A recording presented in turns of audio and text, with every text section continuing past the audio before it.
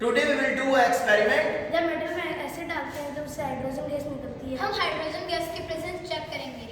Hydrogen gas की check करने के लिए हम मैच स्टिक जला के पास में लेकर जाएंगे और उससे पॉप साउंड आएगा। चलिए शुरू करते हैं। जिंक मेटल एसिड डाल दो।